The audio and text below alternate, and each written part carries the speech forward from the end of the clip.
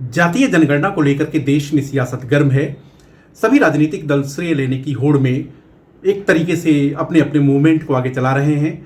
NDA का जहां कहना है कि वो थोथे वादों में भरोसा नहीं करते बल्कि जमीन पर अपनी बातों को उतारने की कोशिश भी करते हैं, लेकिन वहीं पे कांग्रेस समेत दूसरे विपक्षी दलों का कहना है कि यह हमारा दबाव था जिसकी वजह से मोदी सरकार को झुकना पड़ा।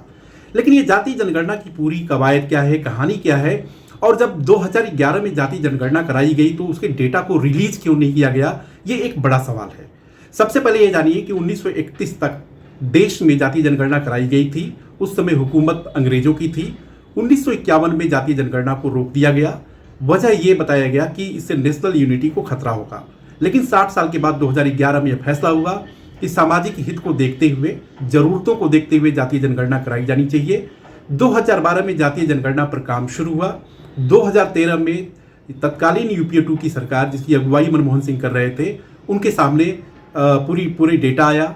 और जब 2014 आ चुका था तब तक लोकसभा का चुनाव भी ड्यू था, लिहाजा यूपीए 2 की सरकार की तरफ से उस डेटा को रिलीज नहीं किया गया। अब उसके पीछे तरह तरह की वजहें बताई जाती हैं। कुछ पॉलिटिकल असमंजस था, कुछ पॉलिटिकल कैलकुलेशन था।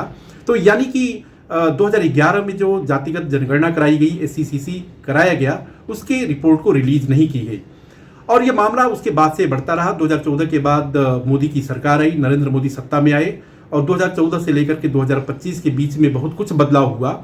साल 2017 का था। 2017 के साल में मोदी की सरकार ने यह फैसला किया कि एससीसीसी 2011 का जो डेटा है वो इकोनॉमिक एस्पेक्ट्स में लोगों को उसका इस्तेमाल किया जाएगा और उसके जरिए बेनिफिशरीज की पहचान की जाएगी और उनको मदद दी जाएगी।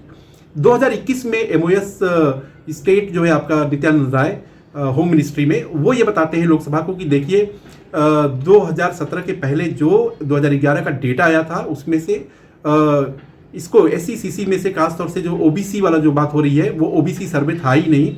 इकोनॉमी के आधार पर जातियों की स्टेटस की पहचान की गई थी और